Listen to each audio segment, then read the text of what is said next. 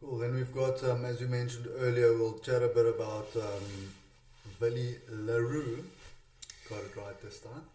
Nice one.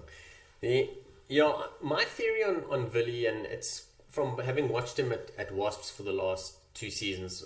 2 years ago, he was incredible at the Wasps, and this last season he really didn't have a great season. And for me, it's where he comes into play, and I feel that we're falling in the same trap with the Springboks. Like Willie, and a lot of people have seen him play at Flav. I think when he was at Griquas, he played at 10, and everyone wants him and believes and knows that he's a good 10. And I don't doubt that he's a good 10. I just feel that he offers more for us outside that channel. So when he comes in on Saturday, he's coming into the 10 channel. There's guys rushing up at him at second, third phase. He wants to get the ball on the fly, perhaps run a bit of an angle. I don't feel that that's where he belongs. I'm not saying that he shouldn't be there. I just feel that he will do better outside the 10 channel. So if we can get Willie le Roux to start working it and getting the ball outside that channel, like almost behind, like hypothetically, where if Damien was not clearing a ruck in there, Damien would run a line flat and hard. You could have like Dwayne or someone Kitsoff running in at that 10 channel to run in a hard carry. So you've got 2 big carriers there that will keep the defense sound. And then the Dwayne or whoever's running in that 10 channel pass it to Willie. Willie's running. Then we're going to work with we're going to work with the winger. Yeah. And I think that's where he's going to start exploiting people, because he's going to run at that angle and he's quite elusive. Yeah. In the 10 channel, the guys are running straight at you. If you're running at an angle, you've got your 10 and 12 running at you. And I just think that we need to start working him outside the 10 channel. And I think that's where he's gonna work better. On Saturday, if he had done less of the 10 channel and more of that 12 channel running, I think he'd probably be looking in like a 7.5 rating. Like I really feel that that's where he belongs. And that's something that we're probably gonna have to work on. Yeah, I think for me, Willie's the best in space. Like we need to put him in space, and the defenders get scared when he's in face. We need to find situations where we get Willie into space and then allow him to do what he does. Yeah, because he's good when he's in space and he knows how to put other people into space. From him creating spaces, that's where that 10 channel comes in. I don't think he's too comfortable with that too much. But it was quite nice to see that even if it's a solid outing for Willie, he did his basics quite well. And there's times where we question he can do that because he's also a bit of a erratic, a fuff type feeling. Like there's days where his kicks for lines are a bit off.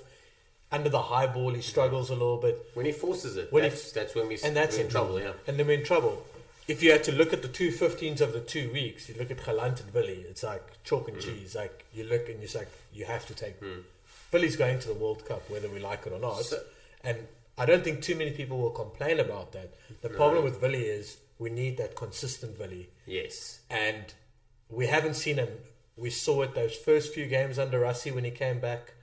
Or not under Russie. Was it under Russie when he came back just from the UK? He was more erratic back then. Yeah, back then. Good, but there was a lot of bad with the good. There was a lot of bad with the good, but because he was in space, the good looked amazing. Yeah. Especially in that England series. Yeah.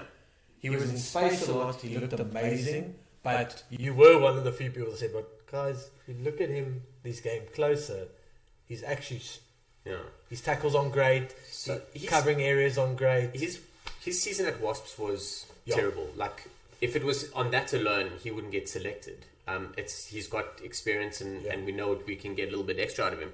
But this is my question, and for everyone that wants him running that 10 channel, Israel Folau, do you want him running at you as a defender in your 10 channel, or do you want him running at you in the 13 channel in space? I'm telling you right now, I would like to rather have Folau running at me, 10 channel, forced to try and bump me off.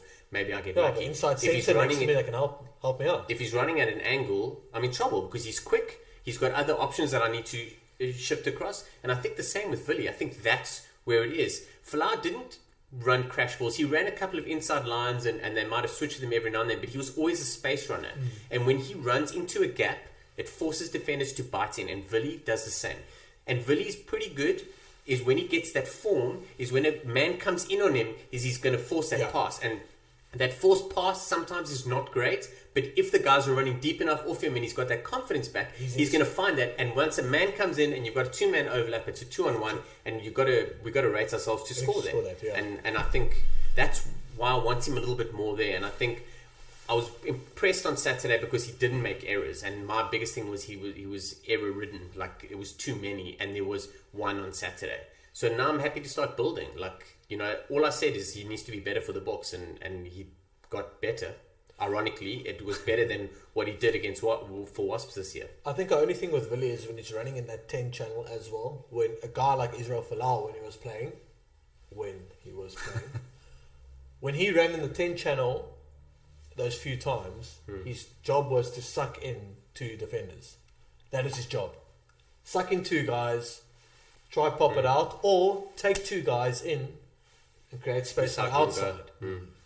Willy's not big enough to take 2. He can't take 2 defenders. So he's got to play outside 10. He's got to play outside 10. When he's in a run man to man, you're going to back yourself taking him man on man.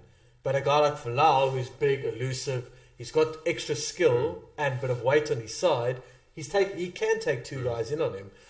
So with him, we have to play him on the outside channels. Like, that's where he has to go. For me, just outside 10. Just outside that shoulder.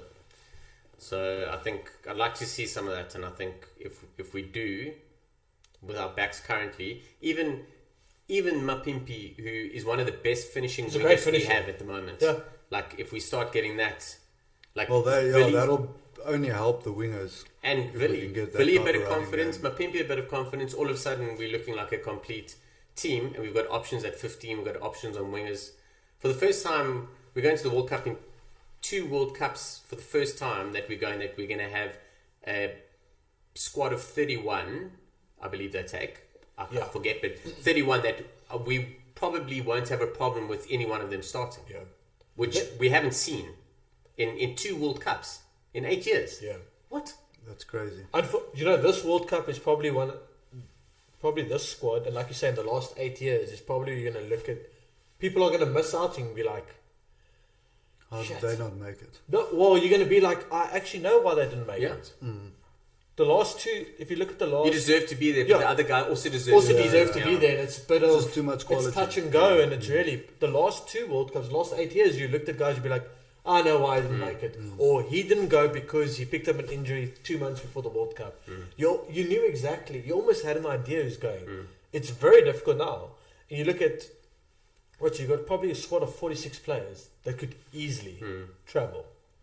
Easily travel. I can't believe we did this in 2 years, bro. Yeah. It's ridiculous.